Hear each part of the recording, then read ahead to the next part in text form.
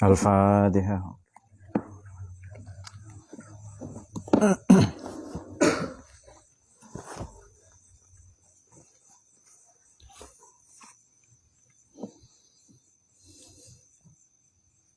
Al-Fatihah.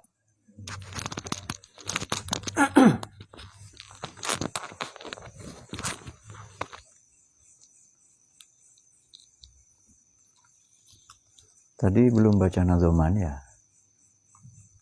Belum ya? Oh, ya sudah, kita langsung saja kalau gitu. Bismillahirrahmanirrahim. Pada pertemuan yang lalu sudah kita bahas, dan ini sangat berhubungan ya. Kun bi awsafi rububiyatihi muta'alliqan wa bi awsafi ubudiyatihi ka mutahaqqiqan. Kita disarankan, diberikan bimbingan arahan untuk senantiasa muta'alliq terhadap, menjadi pribadi yang muta'alliq terhadap sifat-sifat ketuhanan dan mutahaqqiq terhadap sifat-sifat kehambaan. Apa saja isi dari sifat-sifat ketuhanan itu? Di sini adalah senarainya adalah ghina, qudrah, izzah, dan quwwah. Yang mana tak lain adalah lil maula. Sementara lawan opposite dari itu adalah faqr, ajz, zul, dan do'af. Do'af adalah milik kita. Jadi segala bentuk pendakuan, segala bentuk pengakuan terhadap sifat-sifat rububiyah itu adalah sama sekali tercela. Oleh karena itu terhadap ubudiyah kita seharusnya mutahaqqiq, bersungguh-sungguh, salah satu maknanya. Makna yang lain adalah senantiasa mengupgrade, meningkatkan kualitas atau standar penghambaan kita. Serta mutahaqqiq ini menyatakan, merealisasikan, mengimplementasikan dalam seluruh hidup kita. Lantas pada halaman 94, summa allala zalika, lantas memberi alasan, mentaklil. Siapa muallif, yakni guru Alexandria ini, biqaulihi, dengan hikmahnya yang akan kita baca. Qala al-muallif rahimahullahu ta'ala bihi wa nafa'ana biha bi'ulumihi wa madana fid dini wad dunya wal akhirah. Qala rabbi shrah li sadri wa yassir li amri wahlul 'uqdatan min lisani yafqahu qawli subhanaka la innaka antat tawwabur rahim. Bismillahirrahmanirrahim. Ini sekarang larangan langsung ya. Kalau kemarin arahan. Mana'aka antad da'iya ma laisa laka mimma lil makhluqina, lantas afayubihu laka antad da'iya waswahu wa huwa rabbul alamina.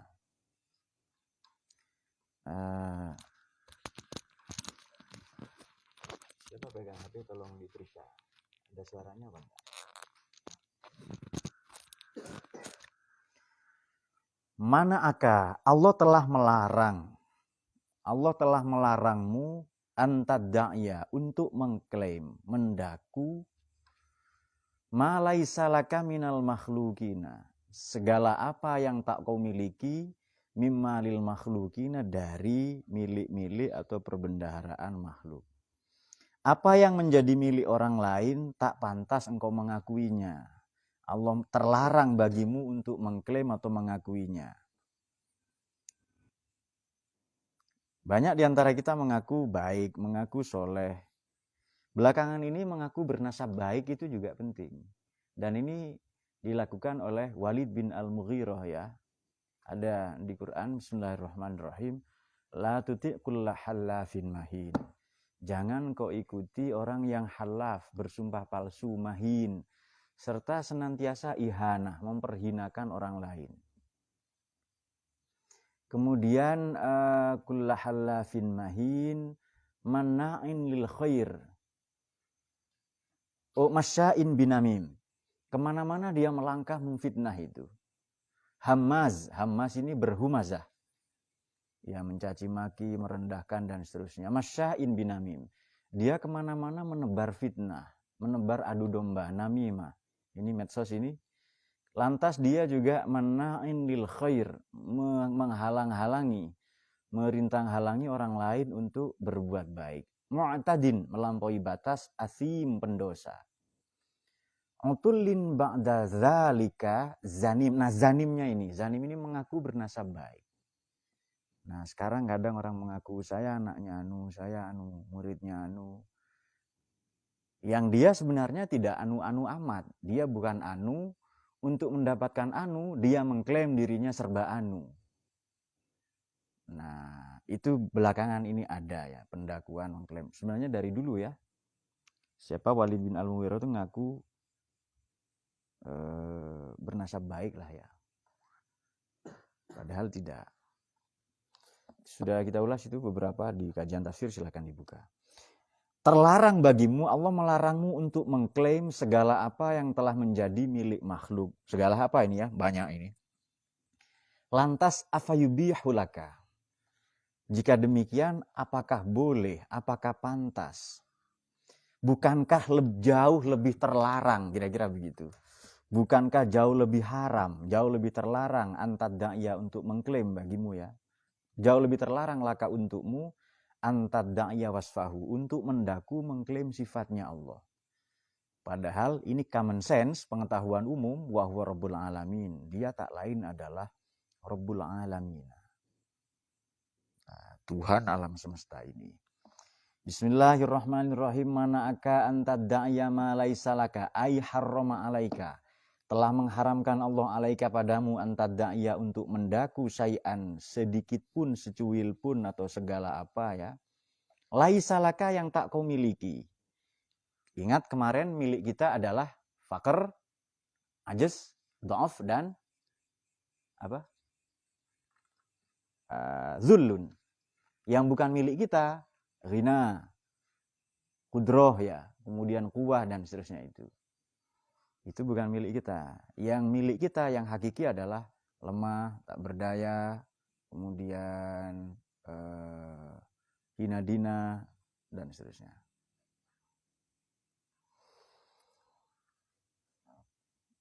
Mimma, dari segala apa utia yang Allah anugerahkan, yang dianugerahkan oleh Allah ya lil makhlukina, terhadap makhluk, atau mimma atau yang Allah anugerahkan lil makhlukina, kepada makhluk-makhluk.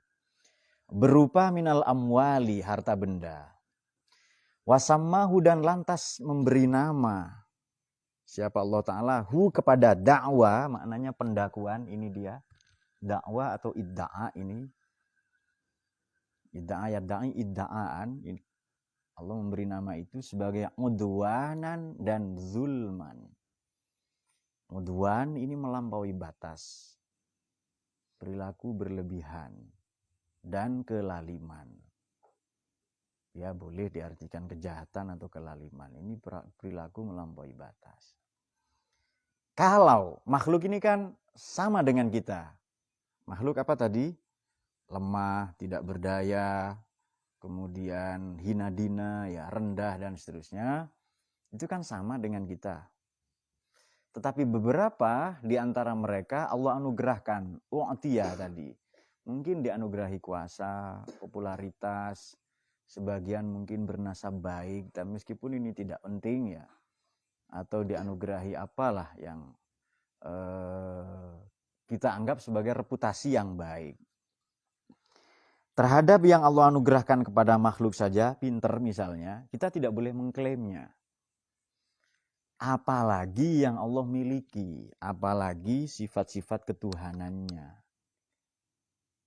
Lantas afayubihu laka. Apakah lantas Allah memperbolehkan? Bukankah tidak lebih terlarang?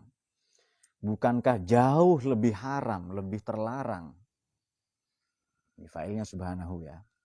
Antad da'ya, manakala mendaku engkau wasfahu, kepada sifatnya Allah Ta'ala, padahal kita sama-sama tahu wa huwa rabbul alamin. Wa huwa rabbul alamin, ini common sense ya. Allah itu Tuhan semesta alam. Kalau common sense seperti ini Tuhan semesta alam ya, Dan diawali dengan ini secara nahwiyah ya, diawali dengan kalimat seperti ini, adaan masdariyah ini, maka maknanya menyamakan. Maknanya tasbih.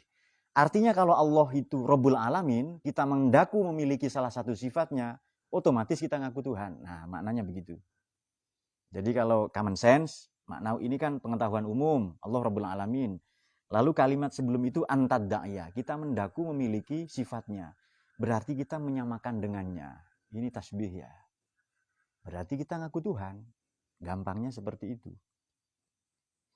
Ai fayakunu idda'auka, maka klaimmu atau dakwah kadzalika terhadap hal itu, memiliki sifat Allah tadi atau dan seterusnya, min a'zamiz zulmi, itu termasuk kelaliman yang sangat.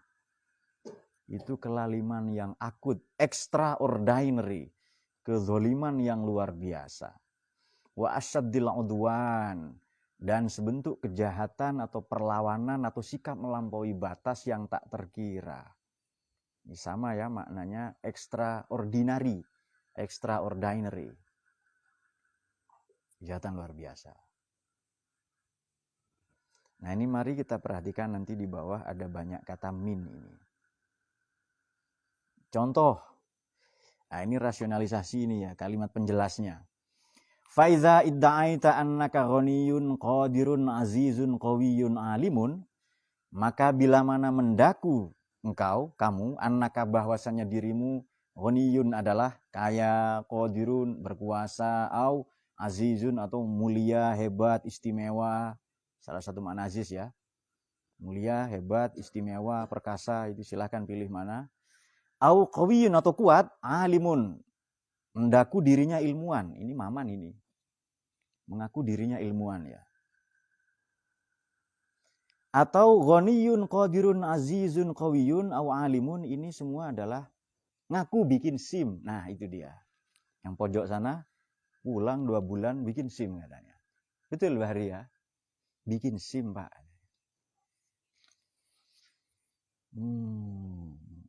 Alhamdulillah sudah selesai SIM-nya ya. Jadi sebenarnya kan bikin SIM online juga bisa di sini-sini juga, tapi ya sudahlah.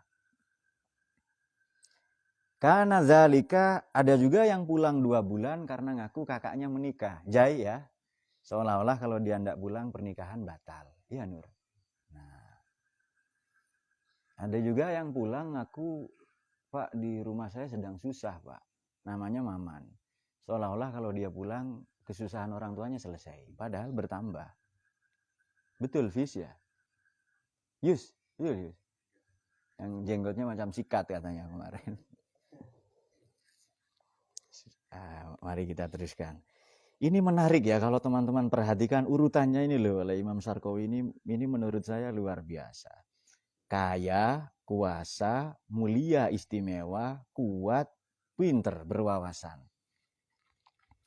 Kenapa kok dipilih dari kaya, kuasa, mulia, atau istimewa tadi, kuat atau pinter untuk kemudian berwawasan? Ini berdasarkan ini maka Ghani kekayaan, Ghani orangnya ya, Ghina kekayaan ya. Tapi di sini Ghani.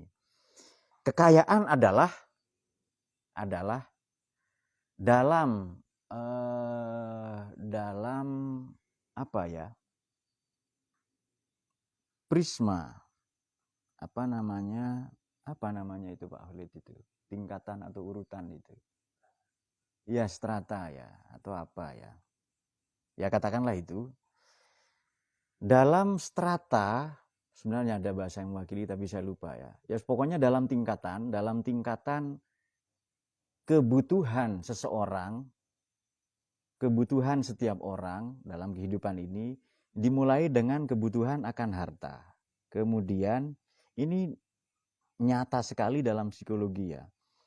Kaya, kuasa ya. Kemudian mulia, istimewa, kuat, ilmu. Ini semua pengakuan. Seperti kata Maslow itu setiap orang butuh pengakuan. Sebenarnya dia tidak terlalu butuh pada kaya, tapi ingin diakui. Dia tidak terlalu butuh kepada ilmu, tapi dia ingin diakui sebagai orang berilmu. Nah, kelak Maslow ini menteoritisasi pandangannya dalam teori aktualisasi diri ya, self actualization ya, atau aktualisasi diri.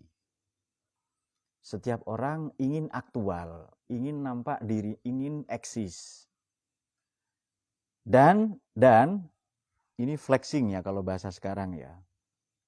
Ya, kaya, kuasa, macam-macam ya, mulia dan seterusnya. Atau pinter. Ini menunjukkan bahwa pengakuan orang mula-mula adalah kaya, lantas punya kuasa, lantas mulia, istimewa. Spesifik lah, Aziz ini istimewa lah pokoknya, tidak seperti kebanyakan. Makanya kadang orang berperilaku nyeleneh ya, atau kuat, atau pandai, terpelajar. Kama yaqa'u li ba'din nas. Dan ini betul ya, nanti saya carikan bahasanya, saya lupa, entah strata, entah prisma ya. Pokoknya tingkatan itu.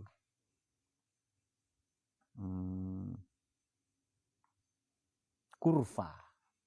Nah, dalam kurva aktualisasi diri, manusia ingin nampak aktual. Pertama ya, kan ada, jadi kurva kalau bikin dari atas melandai turun seperti ini, urutan paling tinggi itu kaya memang itu. Nah itu dia. Dalam kurva aktualisasi diri manusia, kalau manusia ingin tampil, eksis, ingin diakui, ingin eksis dia, pasti mula-mula dengan kekayaannya. Lantas dia punya kuasa apa, jabatan apa, gelarnya.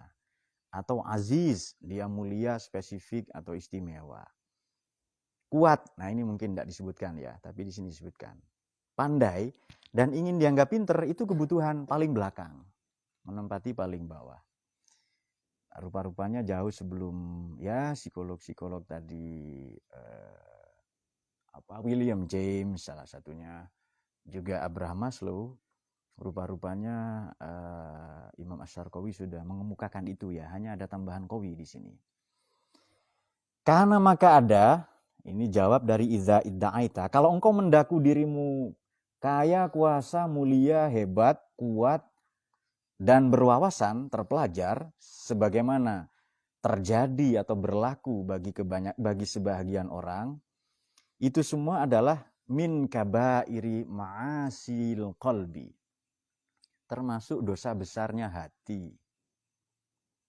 Kita tahu dosa-dosa besar tadi adalah yang bisa dilihat ya.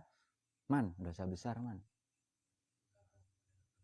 Durhaka kepada orang tua, ya cocok itu man. Nomor 1 sampean itu man. Jaid, apa lagi? Kabair itu. Zina, oh iya. Dita. Untuk dita tidak sholat.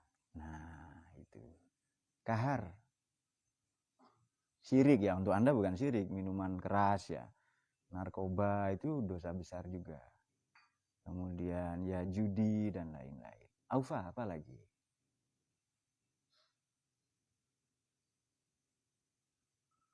Kalau untuk Pak Holid jelas memutus silaturahmi ya, karena peristiwa. Memutus silaturahmi dosa besar. Apa lagi ya, Aufa?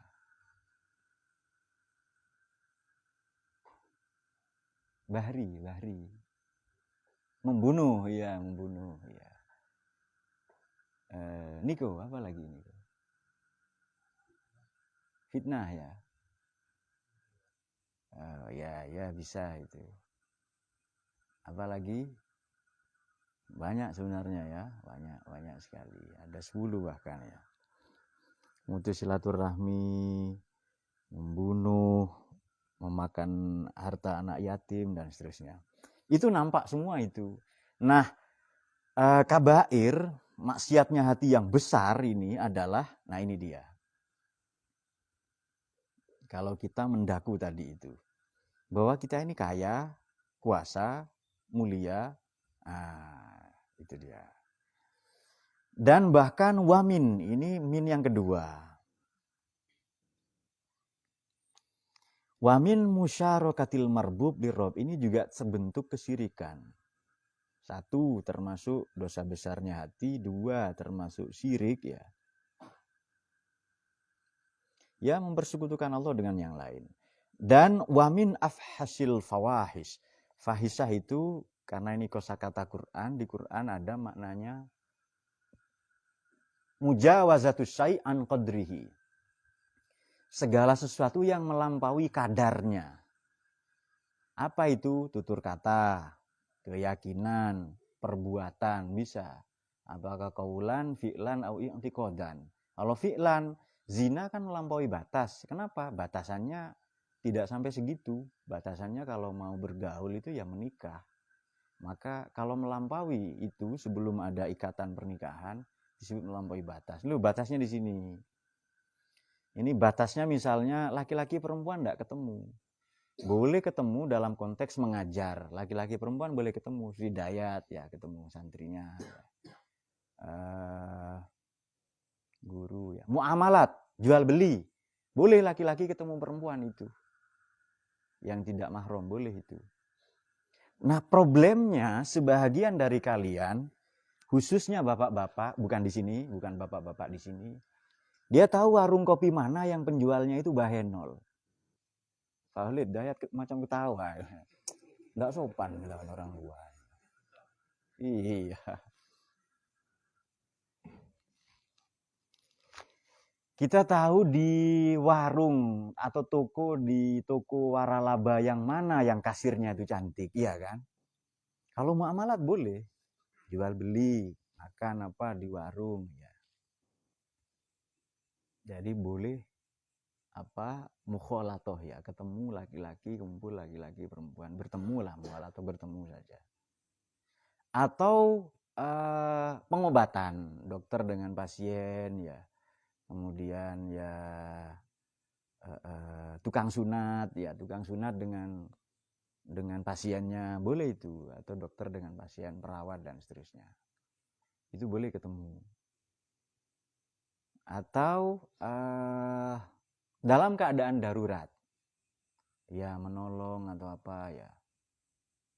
Jadi ada orang kecelakaan, terpelanting atau apa, tidak ada yang bisa ditolong dipegang darinya kecuali kelamin. Nah, langsung ekstrim contoh itu. Maka apanya yang ditolong, Nur? Ya, tidak ada yang bisa ditolong kecuali kelamin. Maka ya.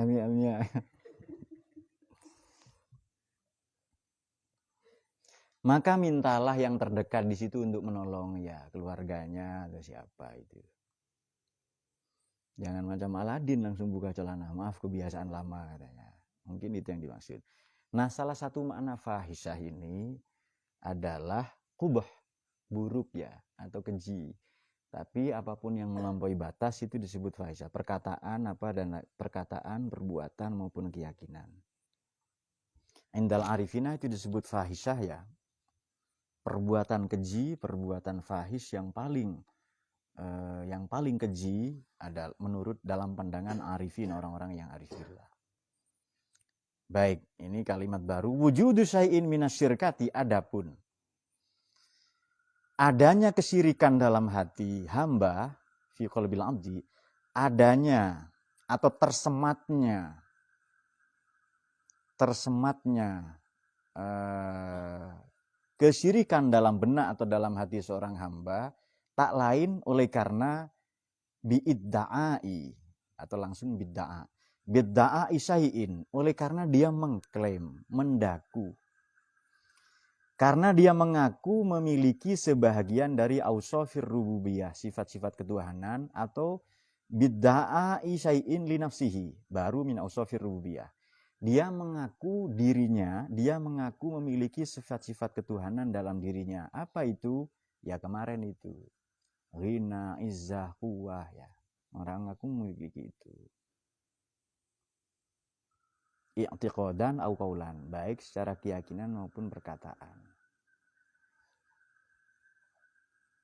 Li'anna dzalika munaza'atun lahu wa takabburun alaihi. Oleh karena sikap itu, ad-da'wa, pendakwaan atau idda'a itu adalah munaza'atun lahu. Sebentuk nantang perang, sebentuk perlawanan kepada Allah, wa takabburun, dan kesombongan alaihi terhadapnya subhanahu wa ta'ala. Oleh karena itu wafil hadis diriwayatkan, disebutkan dalam sebuah hadis, Al-kibriya uridai. Adapun kesombongan ridai adalah selendangku atau serbanku. Wal azomah dan keagungan izari adalah sarungku.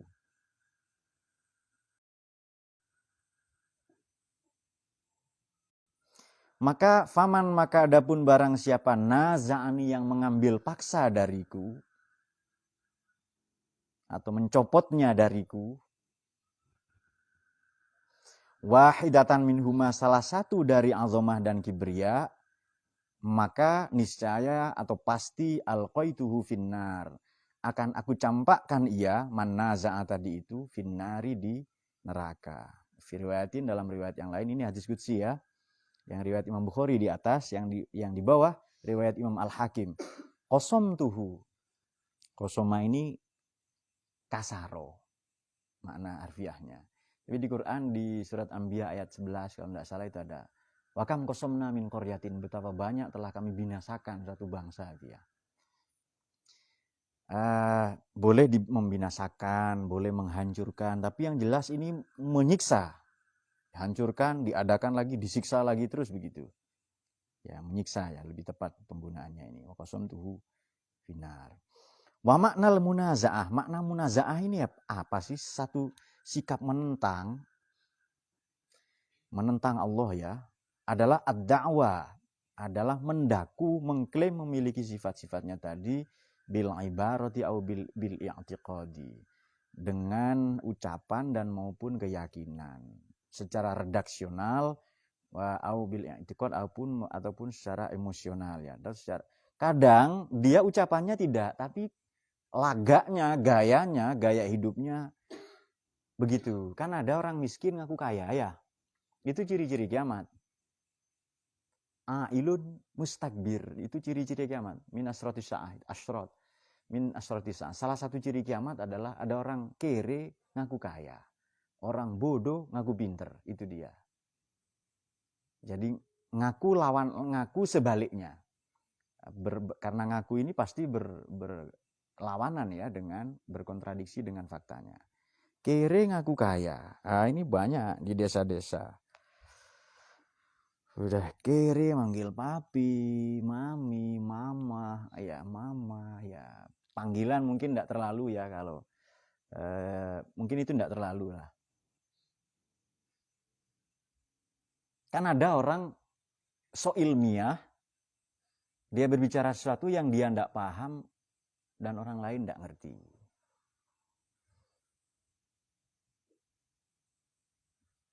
Ya boleh-boleh saja sih ya manggil abi atau umi, saya kira baiklah itu ya, kembali berpulang ke dirinya. Tapi kalau itu tidak wajar, artinya tidak berlaku di kebanyakan orang, itu kan tidak pantas itu. Jadi ke Hafiz, ke Yusron ini manggil daddy, manggil grandpa misalnya. Sementara masyarakat di sini wajar memanggil mbah. Nah itu juga ilun mustakbir itu. Saya pun manggil mah ke istri saya karena namanya Fatimah. Jadi saya panggil Dul itu tidak noleh. Dul, tidak noleh dia. Nah maka manggil mah juga. Ayang papi ya manggil. Banyaklah panggilan-panggilan seperti itu.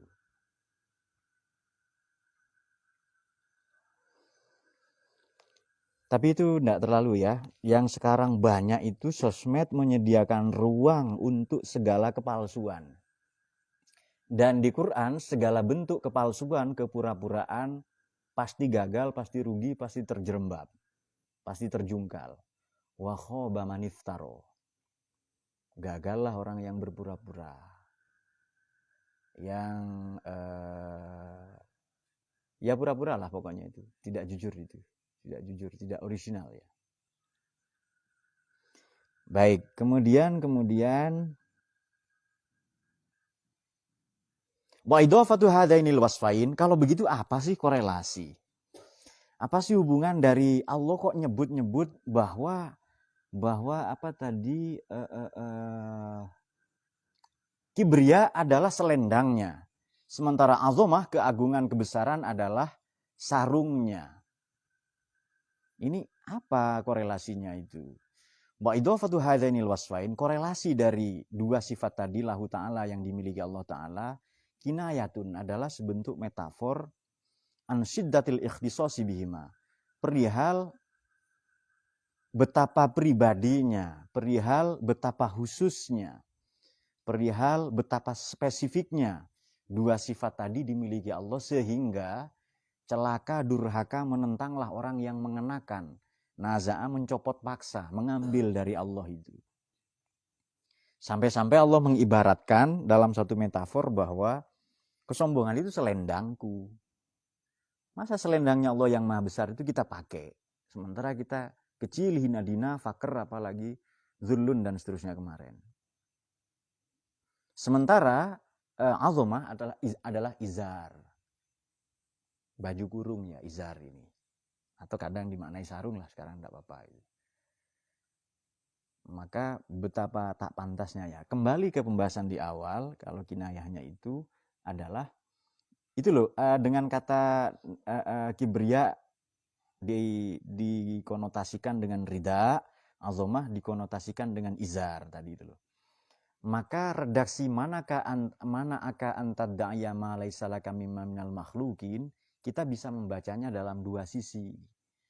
Jadi membacanya begini, segala apa yang dimiliki makhluk atau bukan milik kita pribadi, itu terlarang untuk kita mengakui, mengklaimnya, mendakunya. Dimulai dari kaya tadi ya, kaya, kuasa, istimewa, kemudian kuat, pandai, kita terlarang mengakui itu. Ya atau apalah yang orang miliki, popularitas dan seterusnya. Lebih-lebih, bukankah jauh lebih terlarang, lebih haram kalau yang memiliki itu adalah Allah Rabbul Alamin. Yang milik makhluk saja tidak boleh kita akui, kita klaim ya. Satu. Nah, cara membaca yang kedua adalah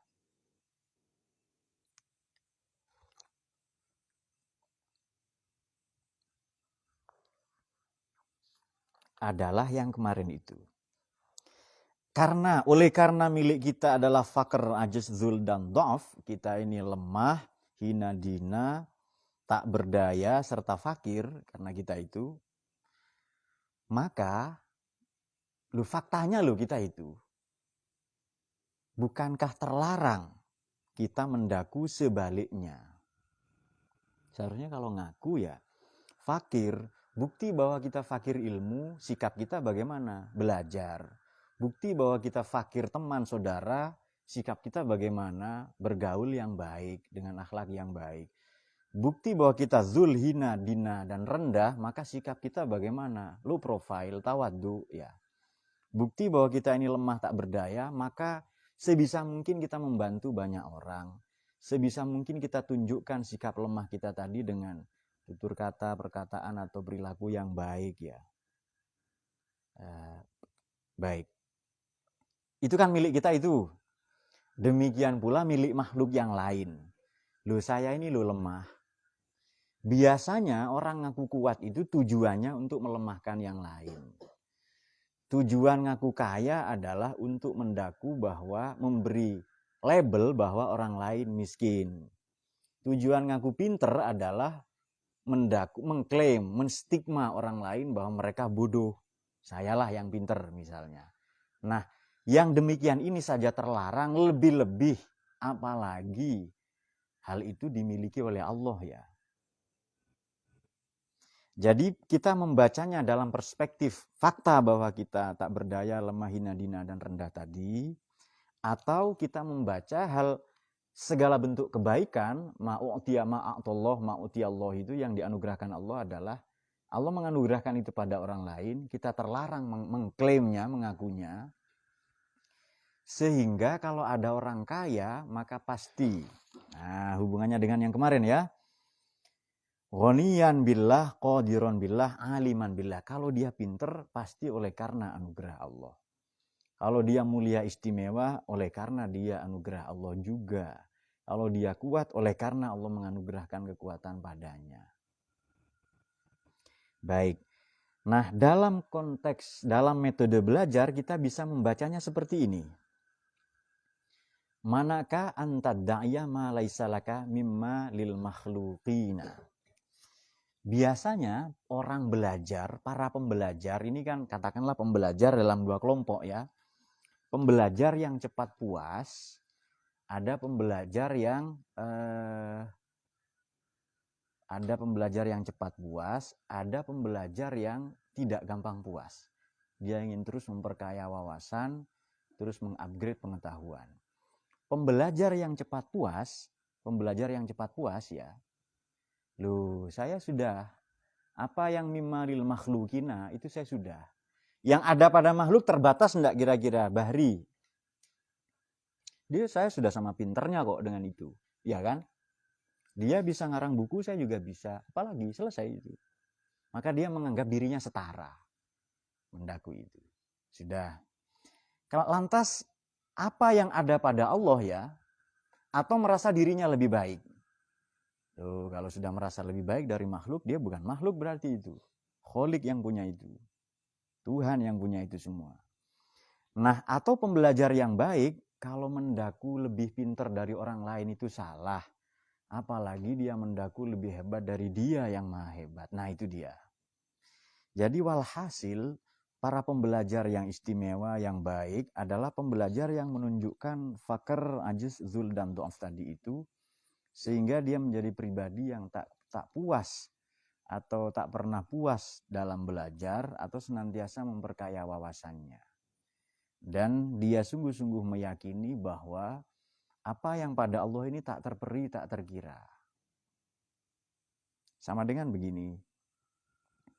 Ya hanya beda sholat itu di masjid sana tidak kunut, dia ingin kunut lantas bikin masjid sendiri. Saya tidak mau kalau ngajar itu bukan murid saya. Padahal di depan rumahnya ada musola, butuh guru, butuh ustadz, butuh tenaga pengajar.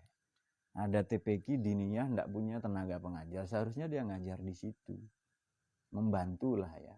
Dia enggan karena tidak sevisi misi. Nah itu dia. Baik, kemudian kibria dan azomah ini pakaian Allah ini. Jangan kita memakainya. Oleh karena itu, segala bentuk pengakuan kita, pendakuan kita yang paling tepat adalah, karena ini anlala kan berarti rasionalisasi, ini hikmah penjelas. Maka seharusnya kita adalah senantiasa menjadi pribadi yang mutahaqqik bi awsafi ubudiyatih. Dengan menjadi pribadi yang sungguh-sungguh merealisasikan serta senantiasa meningkatkan kualitas, meningkatkan standar bi awsafi ubudiyatika. Pada saat yang sama, dalam satu tarikan nafas, dia juga muta'alliq bi awsafi rububiyatihi.